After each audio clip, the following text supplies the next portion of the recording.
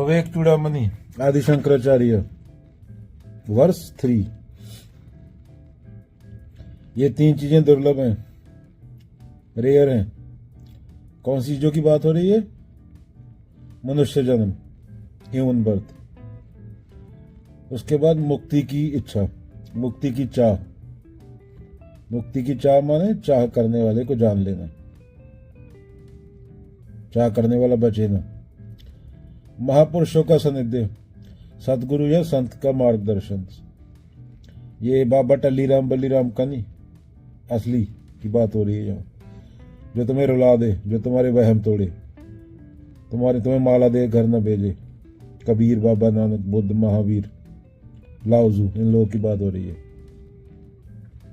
तो 3 चीजें होगी क्या? ह्यूमन बर्थ, मनुष्य जन्म, और दूसरा क्या था? मुक्ति की चाह। तीसरा महापुरुषों का सानिध्य।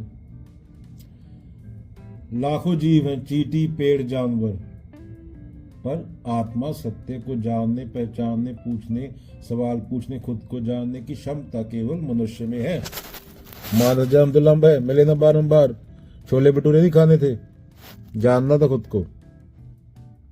सर्वाइवल तो कुत्ता बिल्ला कीड़ी भी कर लेती है ना, बिना टेंशन के, बिना डिप्रेशन के। तुम्हें अलग क्या बनाता है प्रकृति से?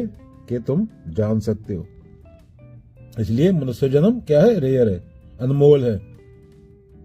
उसके बाद मुक्ति की प्यास। केवल इंसान होना काफी नहीं, केवल इंसान होना क्या काफी नहीं। असली महत्व तब है जब भीतर से प्रश्न उठे। क्या प्रश्न उठे?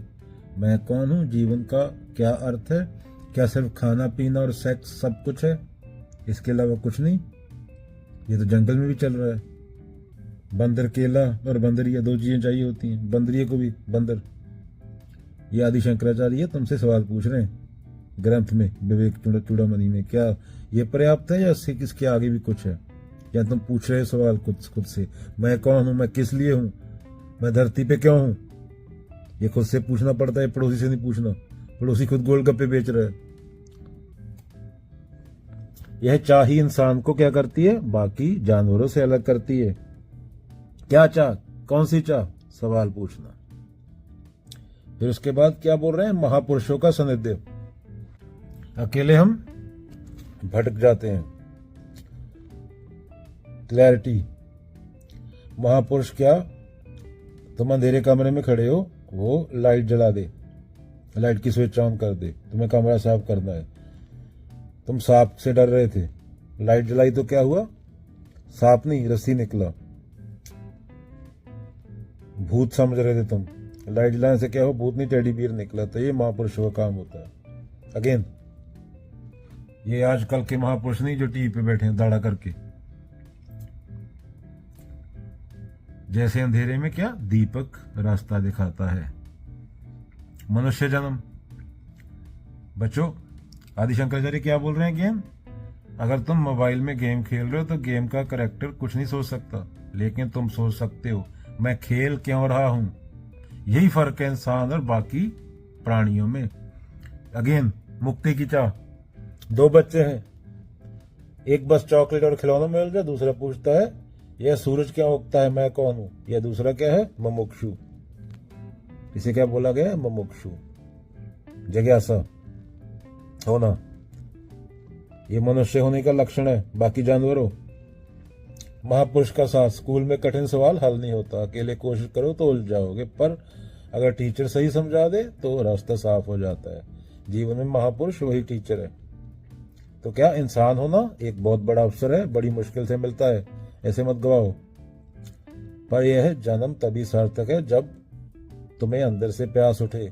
सिर्फ जीना नहीं, सच को जानना है। और जब वह प्यास उठे तो सत्य की कृपा से कोई गुरु, कोई महापुरुष तुम्हारे सामने आ खड़ा होगा। अगर सच्ची प्यास है, कोई भी आ सकता है शब्दों के जरिए। कबीर, बुद्ध, सुकरात, कोई भी आ सकता है जो भी तुम्हें आगे लेके जाए, तुम्हें रास्ता दिखाए, दीपक जलाए अंधेरे कमरे में, जैसे एग्जाम्पल है।